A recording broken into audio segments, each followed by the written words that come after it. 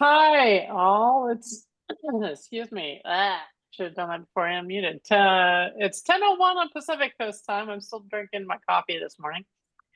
Welcome to day three workshop, first concurrent workshop sessions. I'll be the social facilitator. Sam will be tech. We bounce back and forth and we'll help each other out. We're going to hear from Liz and Ellis about cures. And just a couple of things to remind us all, please state your name when you're speaking before you ask your question, or if you have a comment. I will be monitoring the chat and will bring your questions in from the chat if you type them in there so that Liz and Ellis can address those or your comments. And I will be also the sort of making sure everybody gets equal time on here. So making sure that voices get raised as y'all bring in your comments and questions. We really encourage a lot of participation here and checking in. I think Liz and Ellis will be great with checking and making sure that we can see their slides and things. But if there's ever a time, you know how it is, if they switch between screens, they can't see anything, and we're not seeing what they're seeing, just throw a comment in, and Sam and I will raise that with them and make sure that we get on the right page, literally. Okay, turn it over to Liz and Ellis. I'm going to interject very quickly before we turn it over that we are recording this meeting. It'll only be accessible to people who are registered for the meeting. And keep your eyes open for the end of workshop survey. We just have a little feedback survey that really helps us out. So take it away, Liz Oh, and yeah, sorry, one more thing. There is closed captioning and transcription on if you want to under the more buttons, depending on how big your Zoom screen is. So there's hide closed captioning and you can see the transcript probably there too. Okay, now Sam, have we got it all covered? Okay, we're shutting up now. Go Liz and Ellis. Good morning. Thank y'all for being here. So I'm going to give a quick introduction and then Ellis will initiate the presentation and we're going to take turns. So I gave the conversation, or I initiated the conversation yesterday, which was my first submission to Biome ever. I had no idea what this was going to be. And then shortly after that morning burst of energy, I was in a Myrick affinity group with Ellis. It's on collaborations and cures through the Myrick group. And this idea came up of Ellis said, "Hey, let's present this thing." I was like, "This is a great idea." And I think within one day we had the whole thing written together and done. And then we both got super busy and kind of forgot. But we did have this plan, and this stemmed out of one, this collaboration group that we worked together in, and two, I think we just had we clicked and were able to get working quickly and we worked well together. So we have met a number of times to discuss this, and the general idea is Ellis and his collaborator have published this paper, or a book chapter, Ellis, on the best practices to incorporate into, I'm just going to say, undergraduate research experiences, because there are different types. And we wanted to know how other people feel about this. What are faculty experiences? I'd eventually also like to know student experiences, but we wanted to get faculty that are interested in these undergraduate research experiences together, discuss this paper, and form the faculty working group for the fall, potentially spring, and even further than that. So we've got some really big ideas to discuss. And now I will turn it over to Ellis to initiate the presentation. Okay, thanks, Liz. So I always like to start with a roadmap of where we're going.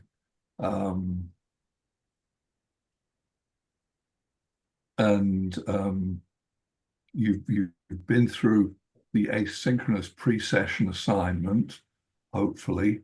Liz referred to a chapter in the ACS book that came out recently that Betsy Martinez-Vaz and I wrote about backward design and incorporating elements of research. So that's the sort of the starting point for what we're trying to do.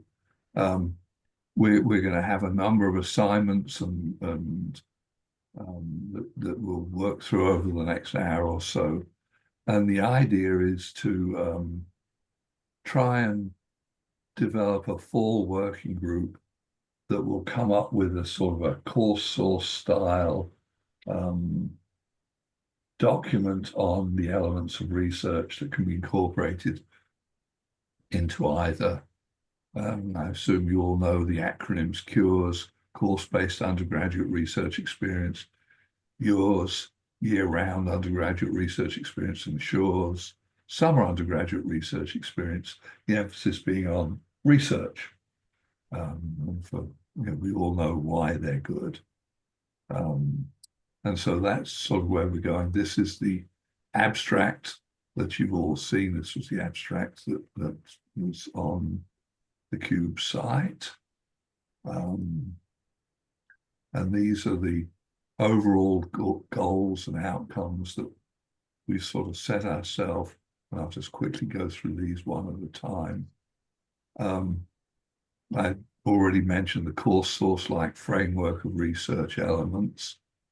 And we're going to work on that during the morning, afternoon, morning on the West Coast. And hopefully that will form the basis of future discussions and collating and archiving resources on the CUBE site. And the goal of those two things is to sort of establish a solid foundation for future pedagogical research. And then the sort of one thing that's a little bit different, many professional societies now are creating what they call fellows of the society, and it seems to give importance to them. So we wanted to discuss the idea of creating a cadre of annually named CUBE's Cure Fellows. And then, as we've talked about, the full working group, and this came up with this consensus research elements framework, CREF, and that would be hosted on CUBES. And just in case you're not familiar with what these sort of consensus research elements frameworks looks like, Course Source, which is also now hosted on CUBES, has a whole series of these for different societies.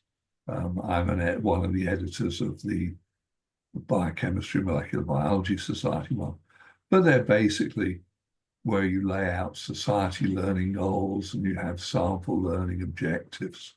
And one of the exercises we're going to do will sort of step you through identifying a learning goal and writing a brief learning objective. And so if you looked at the chapter, you've seen a version of this.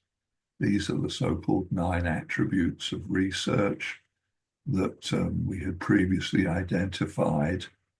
And these are common to a lot of the discussions and papers about cures, but nobody's really sort of put them together in quite this way.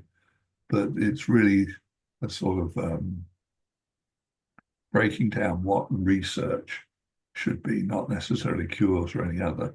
There should be relevance, it should explore scientific background, there should be hypothesis development, there should be some sort of proposal, there should be design and execution of experiments. Execution should be reproducible. That builds off of recording data so that it can be reproduced, etc., etc. There should be data analysis and evidence-based conclusions, and there should be some sort of communication of the overall outcomes. And 1, 2, 3, 4, 5, 6, 7, 8.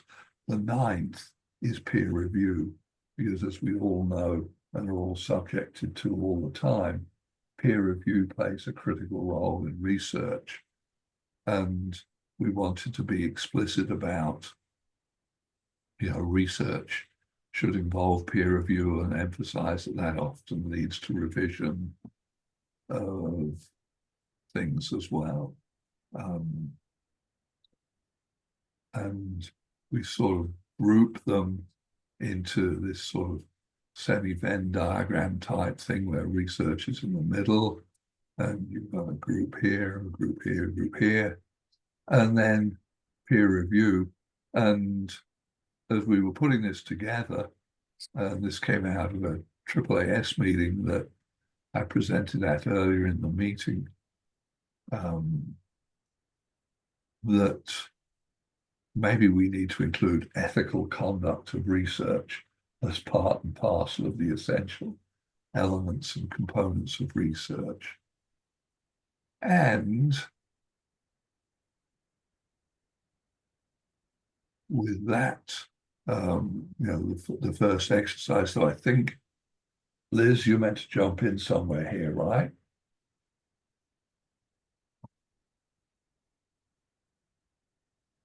Have we lost Liz? No, I was just muted. I'm sorry. I'm muted, so Oh. I didn't make noise. Sam, will you drop that Mentimeter in, please? Yes, I will.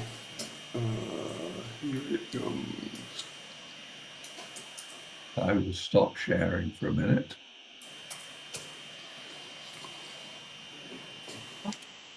There is a link to a Mentimeter in the chat. So if you didn't get to do the survey, that's fine. We know it's sent late.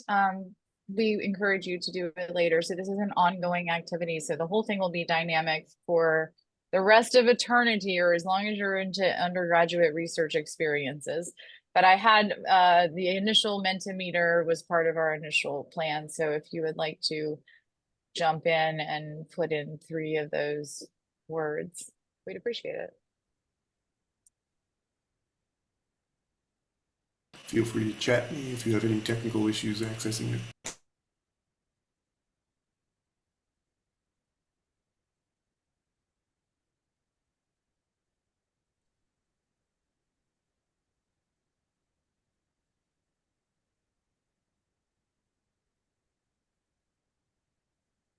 Liz, if you want to display it. I was gonna say, I think I have to actually share my versions. So just hang on.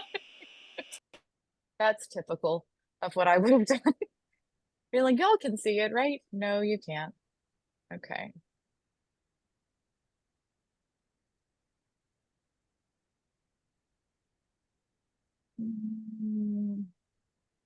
It's still making, let me log in again. I don't know why it won't leave me logged in. There. Okay. View.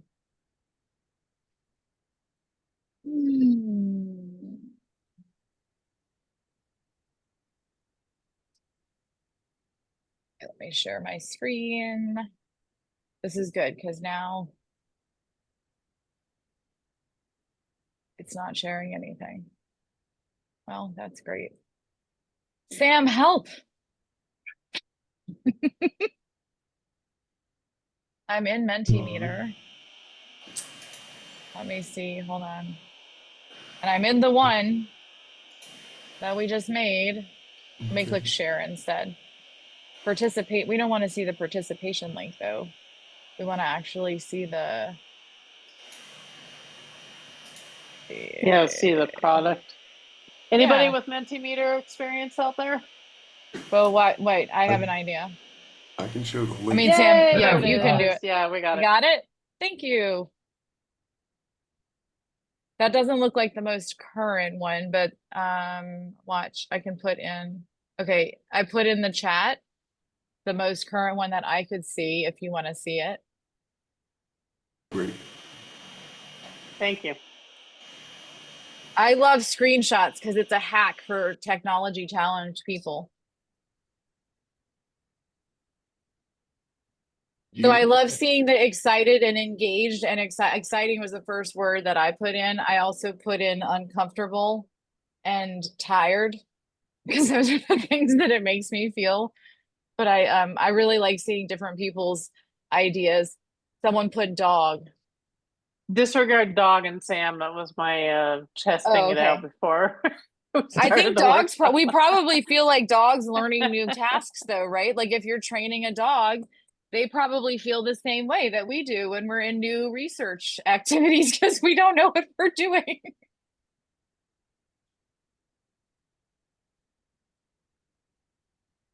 So, I think I'm the one sharing, so let me know when you want me to stop sharing. oh, that's fine. I just wanted to get an idea, and if anyone has anything they wanted to jump in and share on this, we're open to people just talking. I have gotten really positive responses as I've gone across campus because I do a little bit of undergraduate research outreach on our campus. And I ask people, new faculty, like I drop into a department like art, and I'll ask them, just take a moment and think about when you first did research. When was that? And what was your experience with that? And that is really, people really positively respond to that. So we know we're self-selected, but we know what it feels like.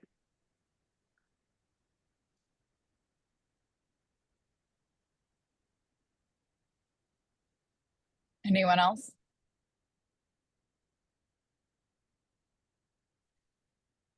So we also know that it is self-selecting and that there are certain groups of individuals that are underrepresented in research, and I use the terms underestimated groups of people or intentionally disenfranchised, although I'm probably gonna have to stop using those words. But underestimated groups is often a good way to reference it because they're underestimated in their capacity to do this. So the value that I see in trying to offer these course types, whether it's through a semester, a year long, an independent study, or a summer project, is that it does open doors for students that are underestimated and may not have the opportunity. They don't get into the pipe. So it's more of a door opener and an expansive experience. And that is one of the values that I see as faculty. And I remember my first research experience as an undergraduate was super exciting, even though it resulted in nothing but contamination of my own DNA, which was fine. But it was really exciting. And that's how I got into the field that I did. So anytime I can impart that to a student, that is like the fundamental reason that I teach. But what I also try to do is reach out to the underestimated students that I see in labs that are often quiet or they're hiding in the back because they have been typically excluded, and try to gather them into this space. So all of these elements that Ellis and his co-author Betsy, I'm sorry, I keep forgetting her name, have written about are really important, but I think they have an even more they have a greater impact sometimes on these underestimated groups of students. So I will turn it over back to Ellis now. Thank you for participating in the Mentimeter. Okay, thank you, Liz. Can I share again now, Sam? You should be able to, yes.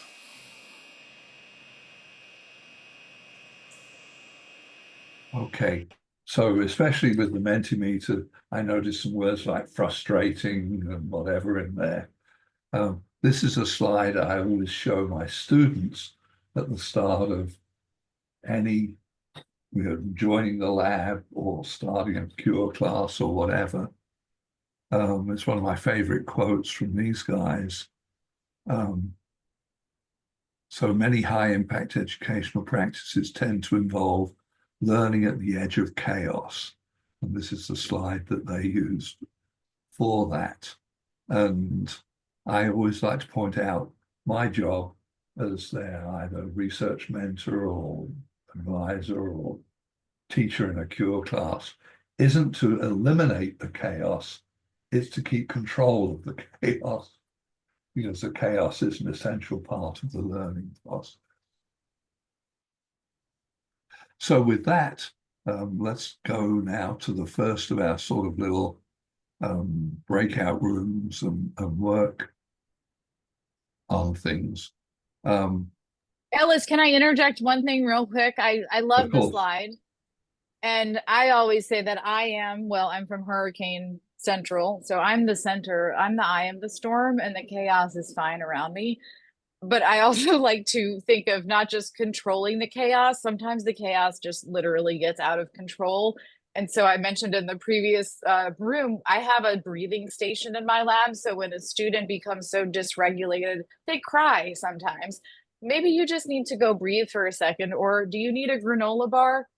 So we have things like that. So I don't see it necessarily as always controlling the chaos, because I think it's important to recognize that sometimes we can't control it, but we can normalize it and we can help them regulate or co-regulate through it. So I think that's another really important thing for them to learn, is it's okay to feel like you're out of control, and acknowledge that and then be okay within that.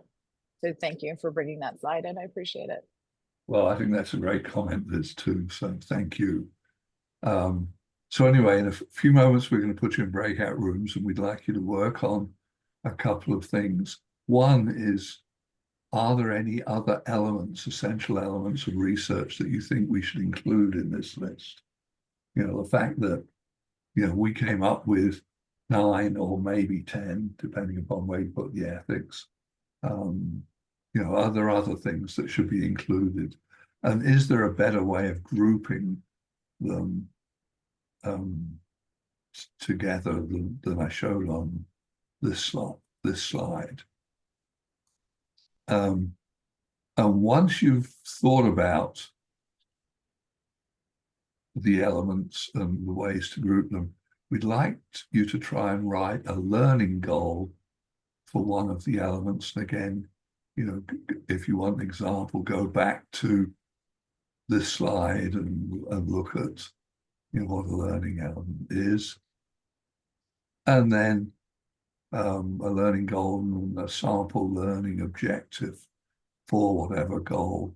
And then we'll give you a few moments to introduce yourself and report out on what you've come up with in your breakout room. So once you've argued for a little bit about what should be included, designate somebody to report out, and then we'll have some time for questions, and then we'll move on to the next part.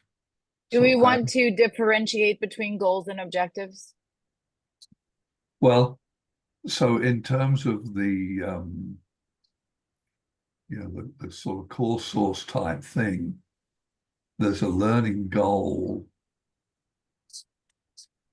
and these are taken from the biochemistry ones, and then there's sample learning objectives. And of course, there can be lots of different learning objectives for a particular goal. Okay, so, you know, our full working group idea is to come up with a really extensive set of these for research.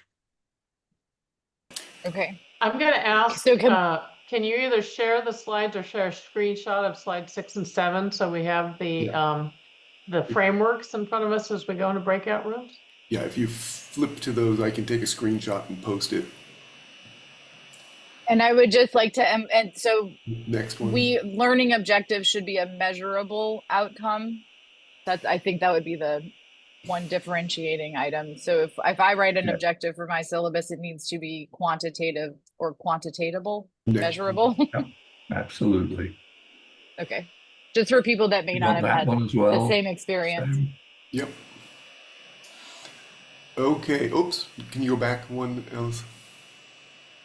Thank you. Okay, I'm going to post these. Let me just make sure they go in before I send you off on your groups. And are we staying? I think one of us was going to stay in the main room and one of us was going to pop around, unless you want us to both go to breakout rooms. No, I'm going to let you guys, I did not assign co-hosts. Okay, so I'm going to open the breakout rooms and then I'm going to get those posted, and you should be able to see them even in the chat from your breakout room. So, do people need help moving? Open all rooms. There you go. I don't know if you're going to be moved automatically. There you go. If you're having trouble getting there, just let me know. And now let me see if I can get this to share. Desktop.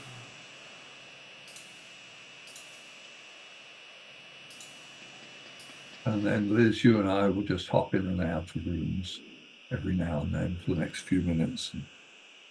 Yes, that's what I was wondering. Should we just take turns? How many rooms are there, Sam? 4? Yeah, I think it was 4. Okay, Ellis, I'll pop into 1 and 3 and you can pop into 2 and 4. Okay. Sound good? Sounds fine. All right.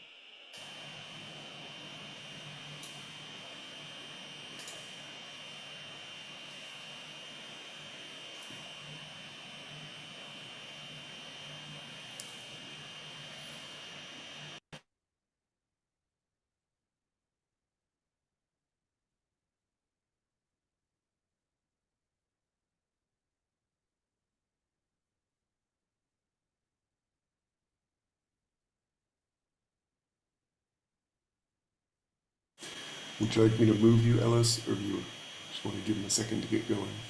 I'm just going to let them get established and then I'll jump in. I'll just pop in and out of 2 and 4 like Liz said. She'll pop in and out of.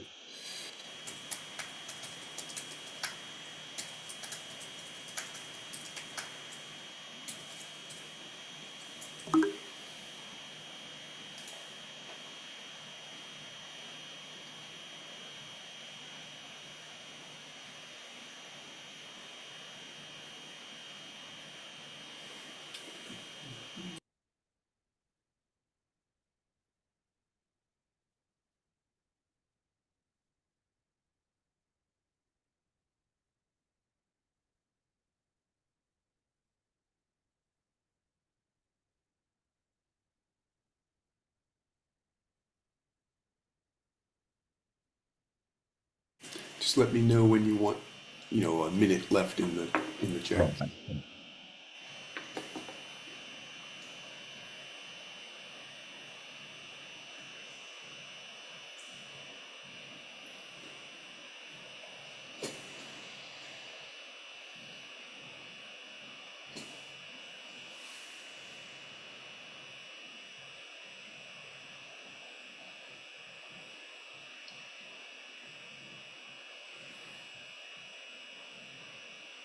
Yes, we've got 3 more breakout room times in the overall presentation. So This one started at about 1:25, just for Yeah. reference. and I think we reckon something like about 10 minutes or so for each of them. Okay. Leave plenty of time for. Okay, I'm going to jump into room 2.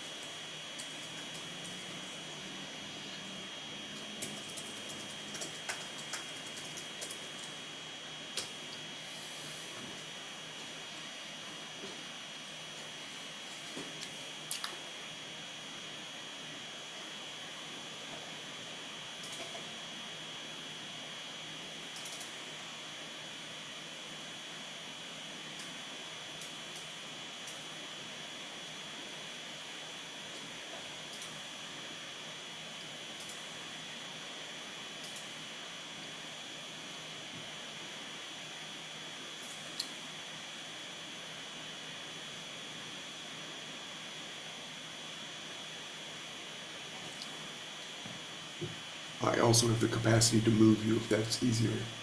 Oop, there it is.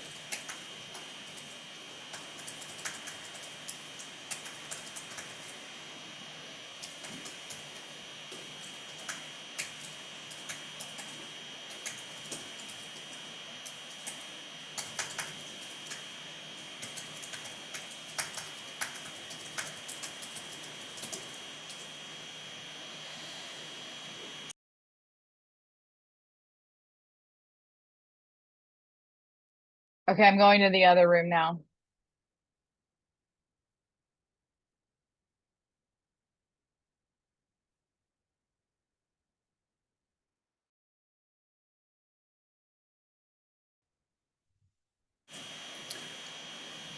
Okay, what do you think? It's been 10 I minutes. think it's probably about time to give them, say, a 2-minute warning and bring them back and let them report out. Great. Yeah, I'm set up for a 1-minute warning, so I'm just gonna. Oh, okay, 1 minute's fine. Okay.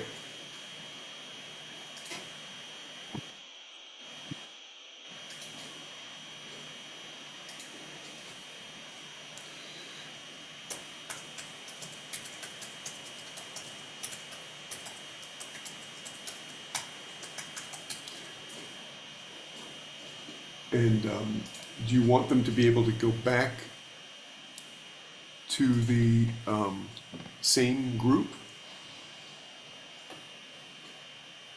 I'm always of two minds on that. What do you think? They would have to self-assign. Well, let's just keep. I have no problem if we randomize the groups each time. So Great. more people meet more people that way. Exactly.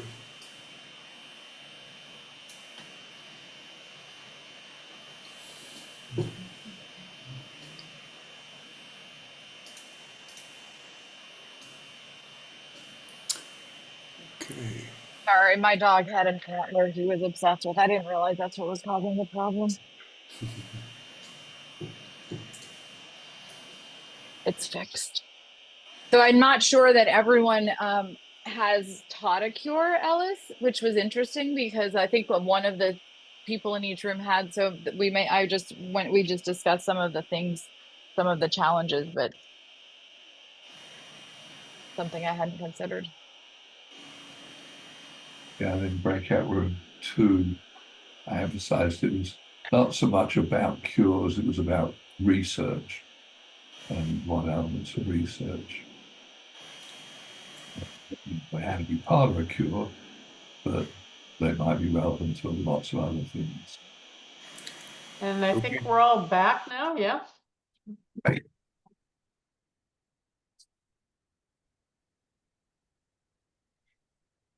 Okay, so the plan now is for each breakout room to spend just a few moments reporting out your thoughts and discussions. So breakout room 1, did you guys designate a speaker? Or who wants to jump in and just unmute yourself and start talking? And maybe we did not note what number breakout room we were in. Yeah, Oh, number 4, Stacy. You were Number number 4. 4? Okay, we were in number 4. We'll go first.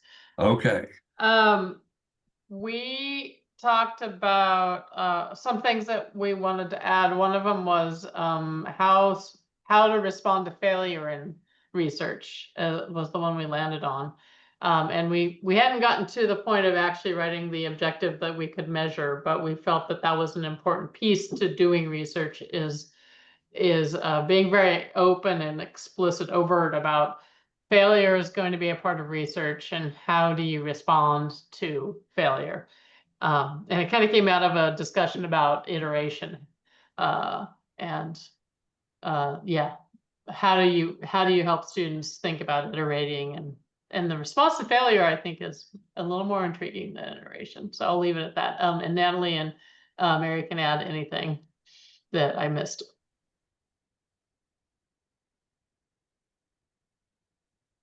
I think we also spoke about collaboration because there's this famous paper where it says the main thing that students value in cures is collaboration and iteration.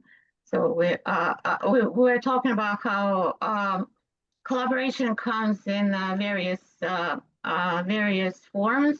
And if students have individual projects, it is important for them to meet in a lab meeting type of setting and present their research regularly and get feedback on their research. Okay, great, thanks. So one of the other breakout rooms, can you unmute yourself and report out?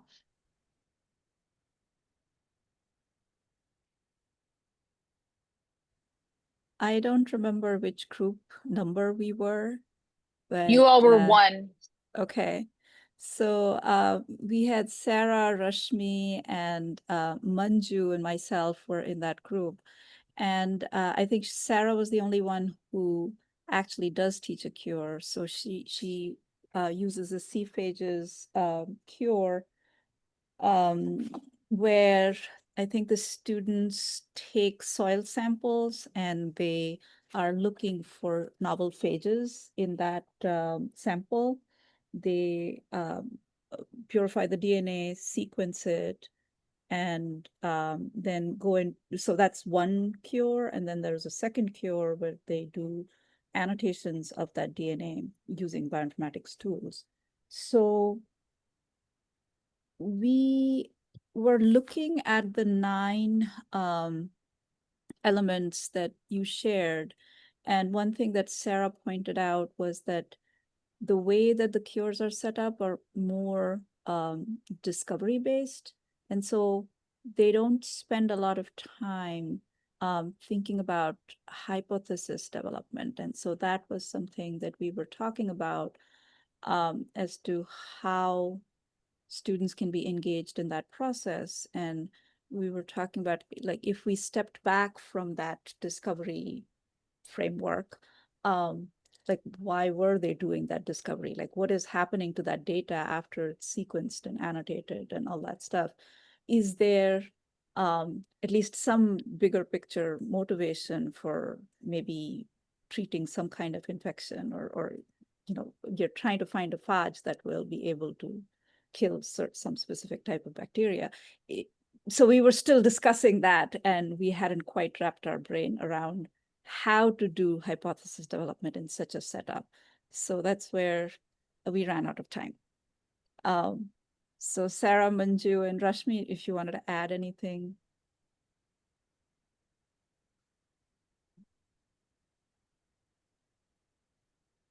I think you summed it up good. Okay.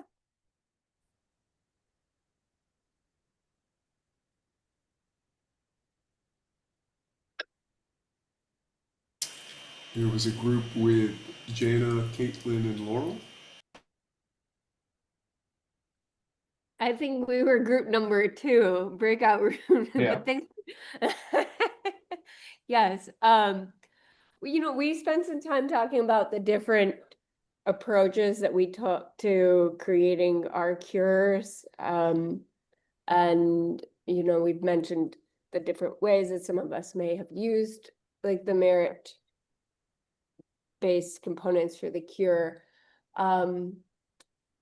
One thing that we also talked in thinking about, like, organizing the data, it's not so much like, well, it's kind of like thinking about organizing it in connection to maybe what other like key concepts or principles of cures exist. So maybe like CureNet, for example, and just being able to see how they relate to one another. I think that might be helpful to be like, oh, okay, like, what is the breadth of these different core elements, and how do they compare? How are they similar? How do they differ from one another? Caitlin or Jane, do you have other things to add? We also talked about undergraduate research and how these elements apply to that. And so I think we sort of agreed that most of our projects have all of these elements in some form or fashion, that even if they're not specifically defined, and maybe defining them sometimes would be a better thing. Yeah. Do you mean that you were talking about the context of graduate versus undergraduate? Can you No, say just more? undergraduate research. Oh, okay. And Laurel, do you mean like a relationship grant, like almost like a map, like a lucid mind map or something like that? Like relationally? Yeah, maybe interesting. that, or I mean, honestly, I don't know how many of these exist to different extents from be it different societies, different organizations. But, something if for example you have like, like what are the different elements on one hand, and then you could have like the different principles of like what is the guideline or the map on one axis too, and you can kind of just see what those intersections are, because also our context matters for our individual space of where we're teaching. So it could help create a roadmap to other people to be like, oh, where could I look for this further definition? Yes, I think that sounds like what we want to do, right, Ellis? Absolutely, I would say. Welcome to the full working group. Yes, welcome to the group. Yeah, and one of the things somebody mentioned hypothesis development earlier. I mean, that's one of the big sticking points that many faculty have within their teaching of any sort of research involvement, is how do you encourage students to develop a novel testable hypothesis? What attributes should it have, and those what are the best practices? And that in many ways, that whole issue about hypothesis development is where this started, is let's get some things out there to really help people think about how to incorporate good hypothesis development.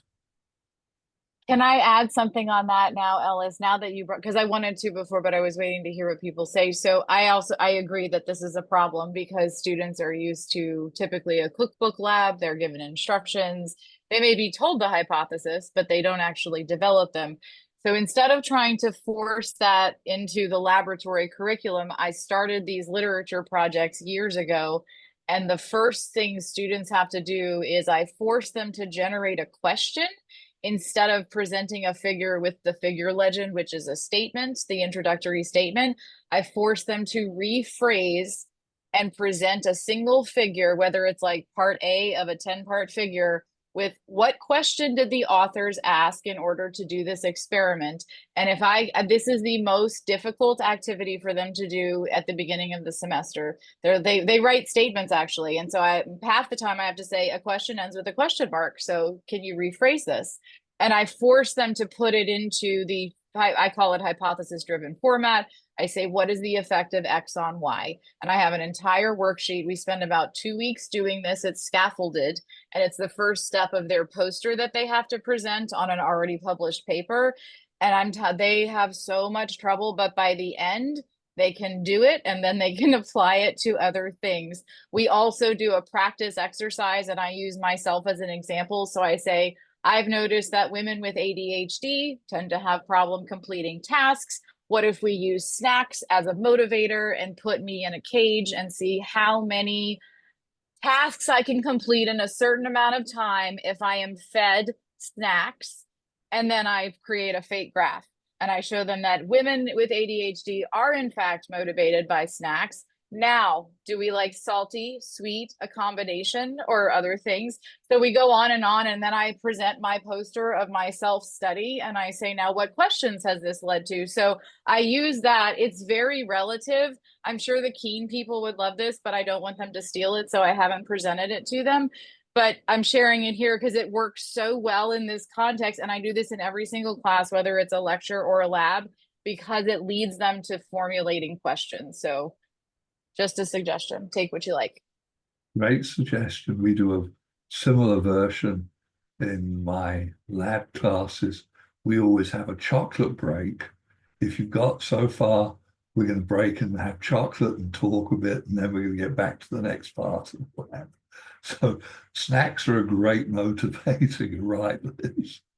What is the effect of snacks on work? Right.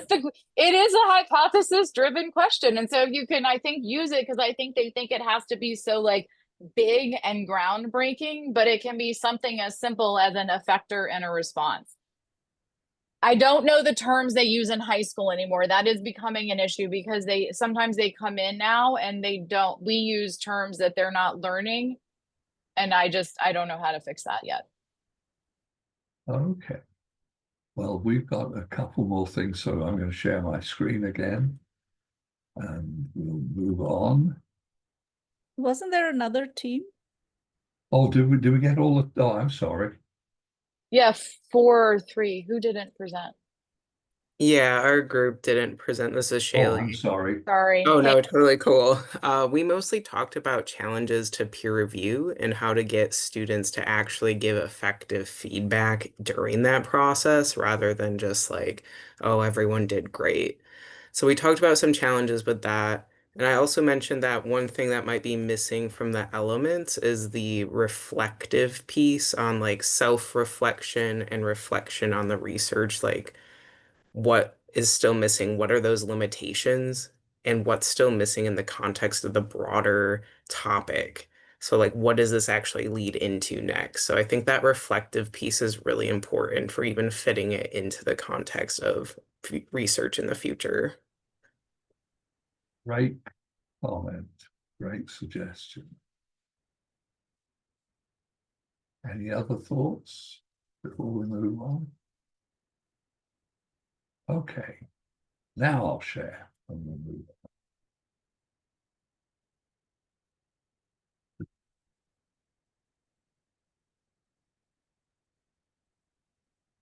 So, we've thought this was about, the one I was going to talk about, Ellis. oh, okay. Can I go? And then you're going to wrap up. That's why, yeah. So isn't our technical skills next? Yes. Yeah, professional and technical is Yeah. the two. So when Ellis sent the slides and I went through and edited things, I told him, I said, well, I took out the term soft and I replaced it with professional because soft was typically used. And I know that it's very feminine, but these are professional skills. So I have eliminated any of those terms and these are professional skills. And so being in the type A world that I am with all of the pre-med students, but knowing that they're not all going to get into med school and a lot of them do need to have careers still. So powerful. These are powerful skills. So I'm trying to work on introducing biotechnology certificates into our program, but this is a covert secret operation. So you didn't hear that. So what I've decided to do though is I do have my technical skills and my learning objectives and my syllabi follow all of the rules. I also tell them you're developing these professional skills because biotech companies and really any organization, you're going to learn the bench skills and the tasks that you need when you go through the boring orientation stuff. You're not going to learn how to relate to people and how to work in a team and how to put together an effective presentation that all learners can or all of your audience can access. So we do a lot of these skills through that literature project. So the literature projects in my courses are actually 40% of their grade because they work on them all semester long. I'm willing to share anything, Keith, later on. But the professional skills are really important and they learn more from those, I think, than the actual project. I see that I missed a soft. But they find that so how I build this to them is I actually have a 1-pager on my biochem course because I had to promote it at first.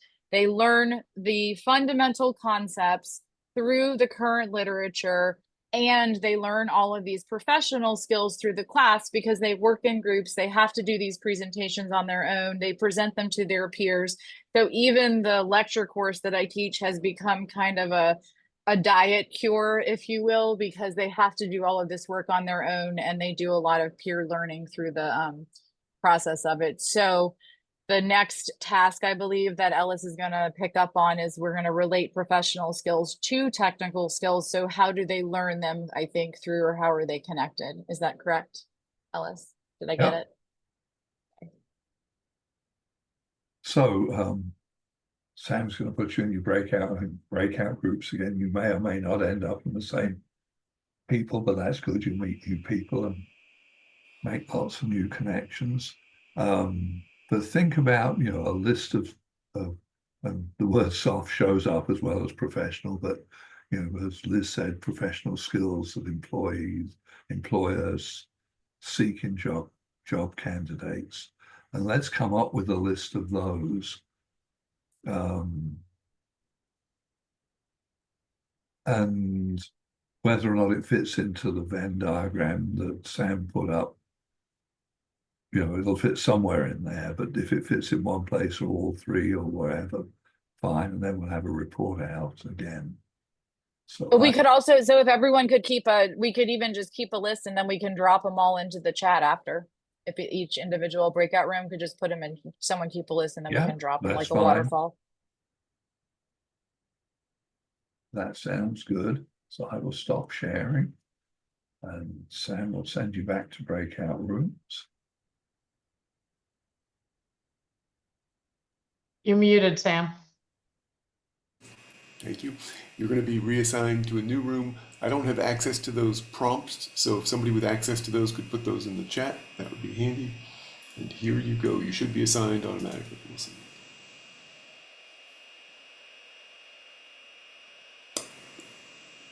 Or you can do it manually. Ellis, I'll join 1 and 3 again. Okay, I'll join 2 and 4.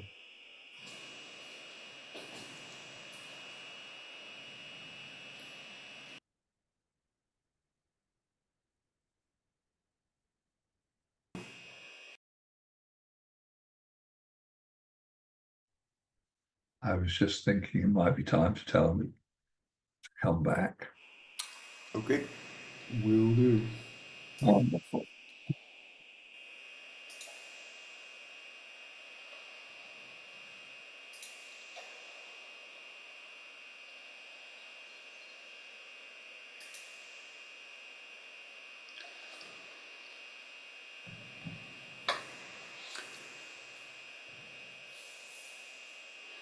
Great. You think you'll be able to squeeze in the third one? Yeah, should be able to. Good.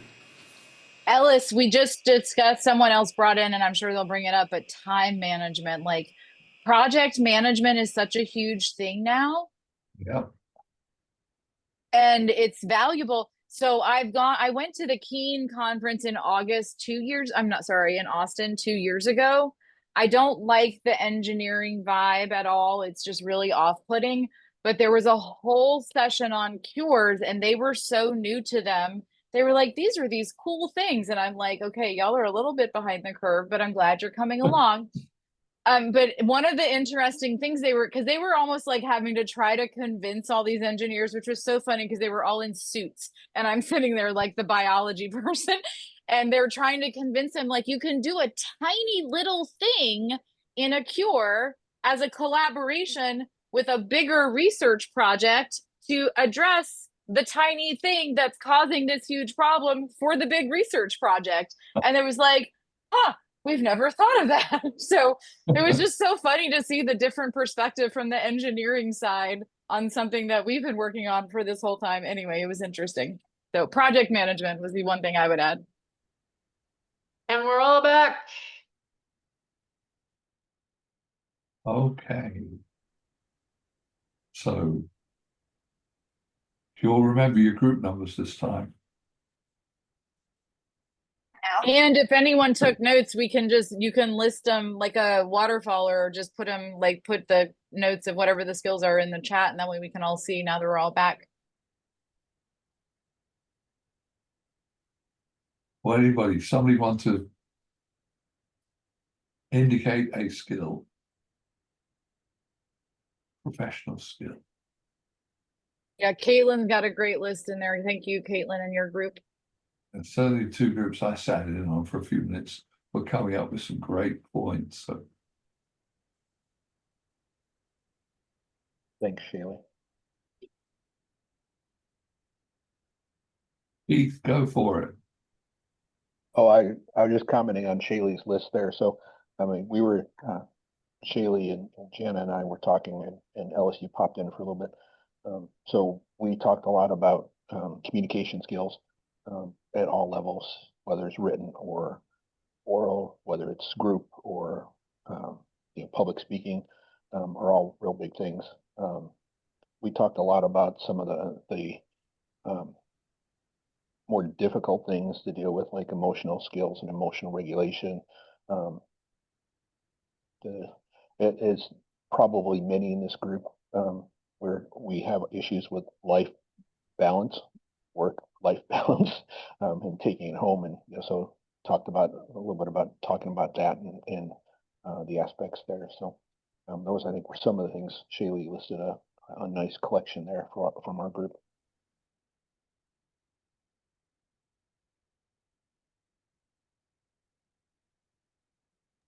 I think it would be interesting to see how many of these skills come up if we ask this same question in a completely different format on a lecture course.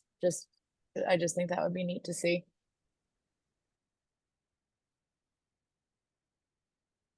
Any other thoughts? Anybody else want to jump in?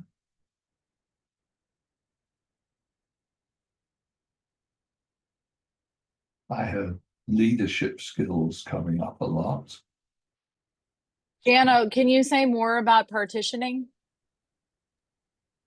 So I was saying that, being able to work in a group and or like your research or your classes or whatever, and being able to literally leave that and go on to a different part of your life. Like I know a lot of students who are student athletes, or they are in band or have a music. They actually do really well because they're able to leave conflicts or difficulties they're having, or their grades or whatever. They're able to go to a different life. They don't judge their entire life by what's happening in a particular class or their research project or anything like that. So they seem more successful, and I've actually learned from them in doing that. Like literally, I will be more effective if I just go read a book or do a puzzle or something like that, and I'm literally not thinking about this problem I have all the time. I'm refreshed by it. Yes, I'm so glad I asked because I was like, does she mean partitioning the project out? But that's totally not what she meant. And I think it's really important. And there's a group, there's two sisters that work on this about like the emotional processing and getting out of the tunnel. And I remember getting stuck in this tunnel of nothing is working. And I've spent 3 years doing the same Western blot and never getting out of the tunnel. And if they have these other outlets, they can get out of that tunnel and then they can go back to the project. So I think that's a really powerful thing to bring in. Oh, yeah.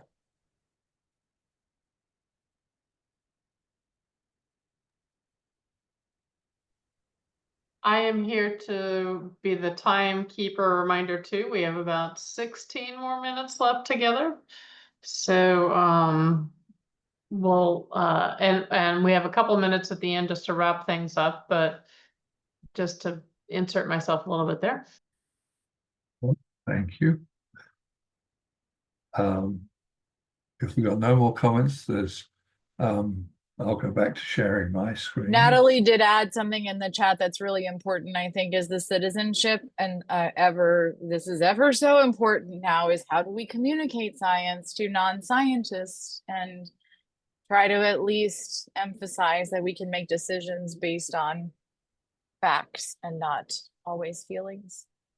And then Thanks, one Natalie. other thing that I heard discussed a little bit was responsiveness. How does a student respond to criticism, to peer review, to whatever?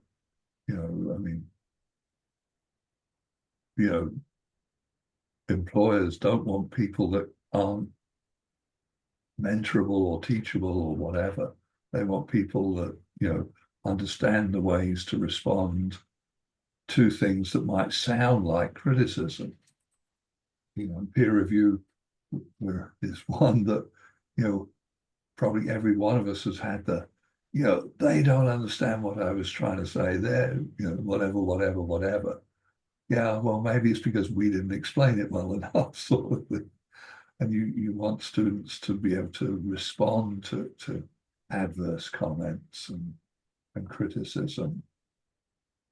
So anyway, I'm gonna the next one on the list in the thing was technical skills, but I'm going to skip over that because I want to get to the one about the cubes. Fellows idea and get people's feedback on that. So let me just quickly. And we need to sign up and join our club. Yes. So That's the most important thing here. yes. So the last things, the last group before we do the final wrap up, think about this idea of cure fellows. I put cubes in front of it just because this whole thing's being sponsored by cubes, obviously. And then Well, also, Ellis, we've been talking about in some of our, like the mirror groups too, about having this place, I right. think. Right. So part of this stemmed out of like, where could we have this repository of resources for faculty that are or want to teach yours? And that's how some of this came Yeah. from. And so then Ellis had this idea. So it all kind of works together. Yes. And we'd like a Absolutely. housing. We need a home. Yes. And then the last thing is to think about, these are suggested 4 working groups. Nobody's wed to any of them. We're open to suggestions about what you think would be good working groups to form for the 4. These were just the first 4 ideas that came up based upon what we've been talking about. But if there are other things, let's get them out there. Let's keep talking, keep collaborating. So I will stop sharing. Sam will put us back in breakout rooms for. Okay, I didn't get all of those details, but a few of the sub questions got into the chat. I'm going to recreate and open all the rooms. I can also make a survey later to send out. That's not a big deal. Yeah. Okay, and the rooms should be open.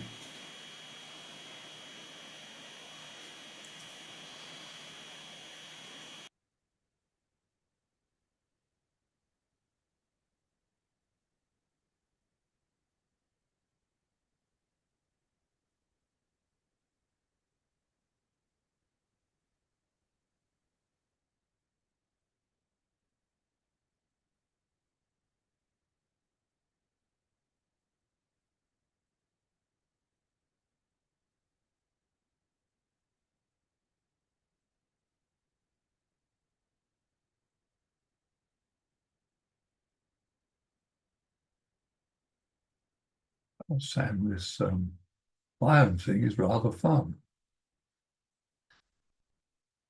It's we've worked out some processes. Took a little bit. It's been a great meeting. Thanks for all your help. Absolutely. On this session. Yeah, no problem. Happy to do it.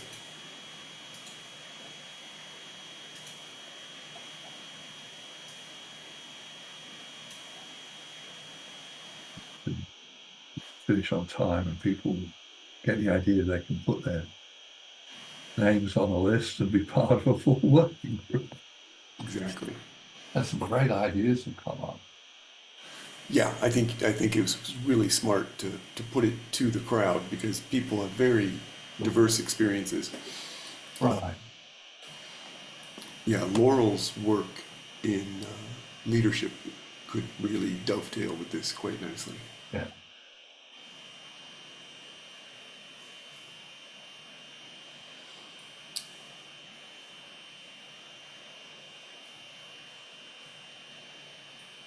Okay, yeah, so I'll put in a list. I'll put in the link to the board.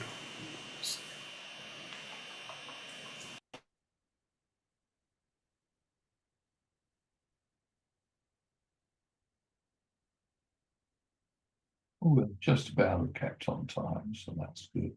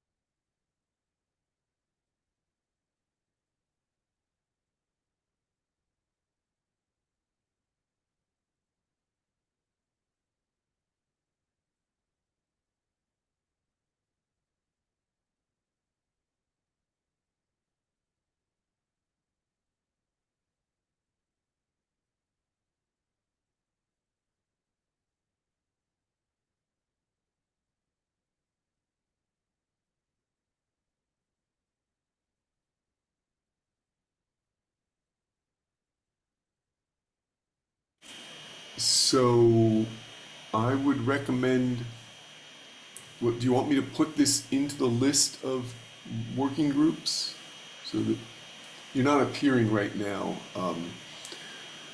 Let's see, I'll give you the, if you look here at that link I just provided.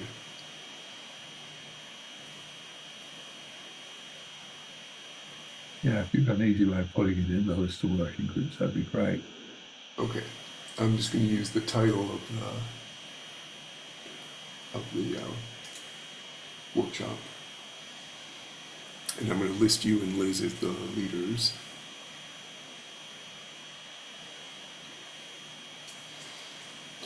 Okay, let's do this.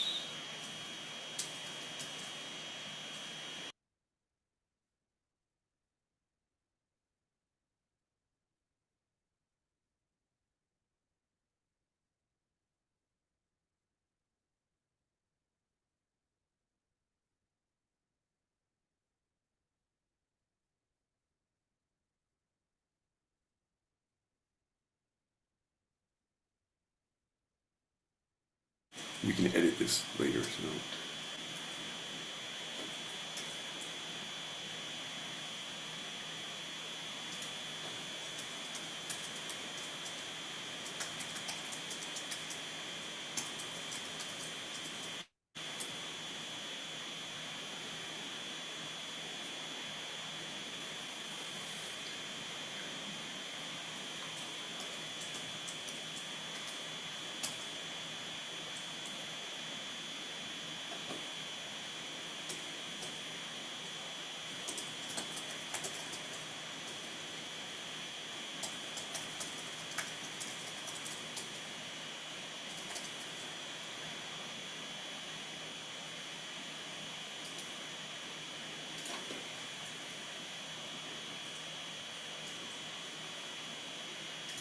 I think, Sam, we've got 5 minutes left in the session as far as I can tell now.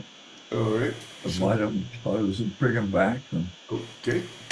get a brief wrap up? And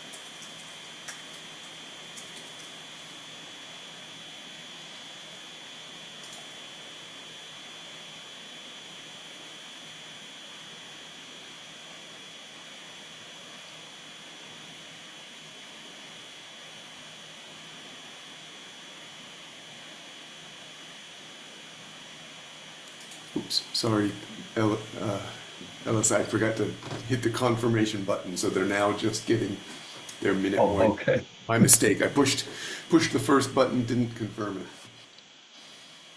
45 seconds. They'll be on. And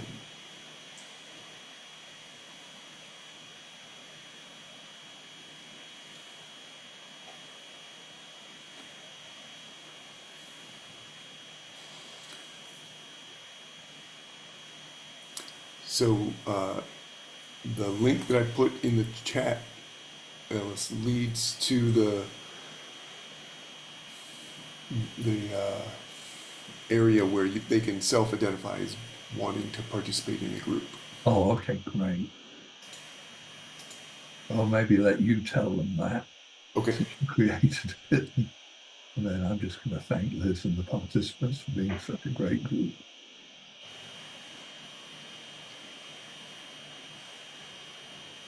Okay, I got good ideas from rooms 1 and 3. Ellis, did you get them from 2 and 4? I didn't, but I'm sure they've got lots of good ideas.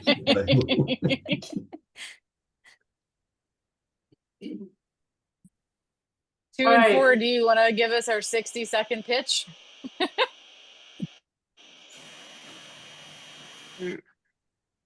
Yeah, we didn't end up talking a lot about, I guess.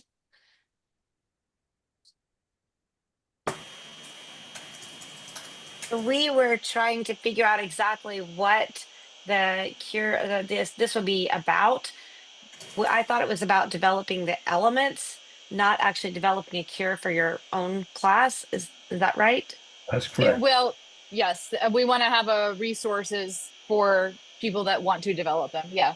Right. There are already great resources for actual cures, like CureNet, which is a fabulous organization.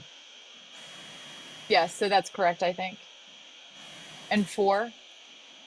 Or were you 4? Sorry. Hmm, I think we yes, might have been 4. it's a 2. It's a 2. Well, we thought that it would be a great idea to have some sort of framework for people who are new to cures, who are like thinking about adopting cures, because from my perspective, I just like took a cure and ran with it without like any idea what's ahead. And like looking back, it would be nice to have, framework. Yes, we do have a group for that, but other people might not know about it. So there is a New to Cures Myrick Affinity group.